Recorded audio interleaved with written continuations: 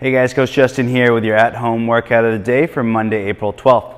Our prep for today, we're going to start with 6 reps on each side of an ankle or quad pull, followed by 6 reps on each side of a 90-90 with a lift of the hips, and then finally 20 reps, walk the dog.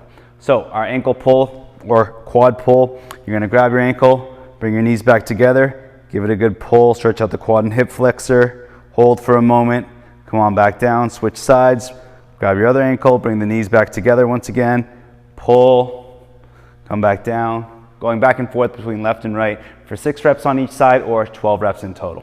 Then our 90-90 with a lift, make your way to the ground, knees bent, knees to the ground, foot lined up with your other knee. We're going to flip over to the other side, leading with this leg here, open up to the hips, and then follow with the trail leg until you're on that 90-90 position on the other side. You can use your hand to help you up if you need it. Try not to if you don't need it. Open up, extend through the hips, get tall, come on back down, flip over to the other side, and then again up tall on our knees. Notice how my feet are not lifting off the ground when I flip over. Okay, so they stay on the ground as I move over and then bring myself up. So we're going to do that for 6 reps on each side or 12 reps in total, and finally get into our down dog position. Drive our hips up into the air, heels to the ground, head through towards the toes, and driving one heel down at a time, stretching out our calves and hamstrings. We're going to do that for 20 total reps before we go back to the top and perform those 3 movements for 3 rounds, and that's your prep for today. All right, our strength for today, we're going to start with 8 reps on each side of a curtsy lunge, followed by 8 reps on each side of a hip extension march, and finally 15 seconds on each side of hips, pails, and rails. So we'll go through all those movements here, starting with the curtsy lunge. So I'm going to show you from a front profile so you can see the angle of my back foot. Start with your dumbbell here at the chest goblet position, and we're going to step back and behind our planted leg like a curtsy. Bring that knee down, lightly touch the ground. Come on back up, switch sides, reach back with the other leg, knee touches lightly, come back up. All the while, our foot that's remaining planted is staying flat on the ground the whole time.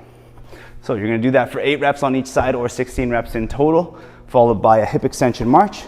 So in front of your box bench, stool, ottoman, couch, whatever you've got, you're going to have your feet elevated on top, not on the edge. So on top, toes up to the sky, knees bent to 90 degrees, back flat on the ground. Take a deep breath in before you bridge your hips way up.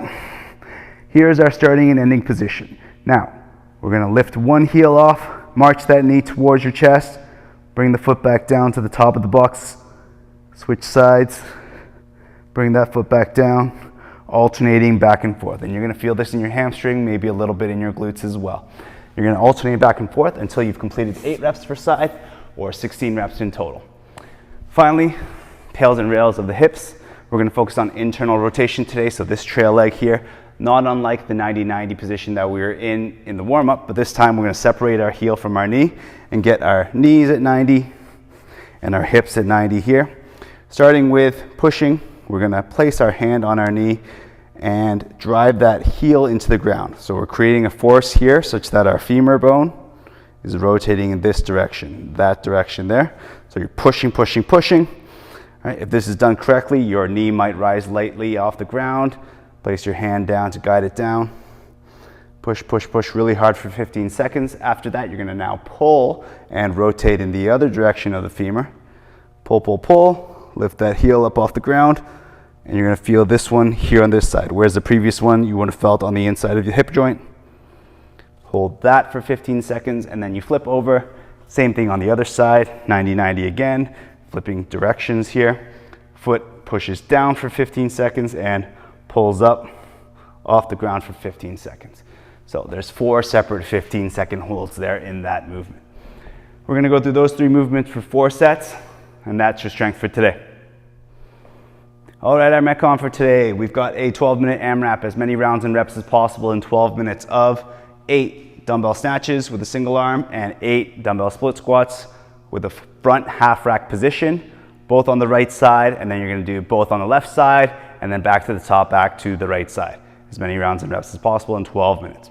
So starting with a dumbbell snatch, Usually we alternate this move. Today we're gonna go same side, all consecutive 8 reps. So standing directly on top of your dumbbell, you're gonna hinge through the hips to pick the dumbbell up. Make sure your spine stays straight. It doesn't round down when you pick it up.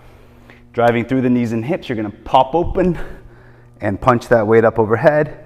Bring it back down, touch the ground with both heads of the dumbbell. Extend aggressively, punch up again. For 8 reps. Once you've done your 8 reps, you're gonna place the dumbbell in the half rack position on top of your shoulder. Same side steps back. Same side steps back. Okay, and you're going down, light touch to the ground with the knee. Your free hand can be on your waist or out to the side for balance. So you do your 8 split squat reps there before we switch and start the same moves on the left side. So 8 snatches followed by 8 split squats. Same side, steps back. All right, so 8, as many rounds and reps as possible in 12 minutes. And that's your Metcon for today.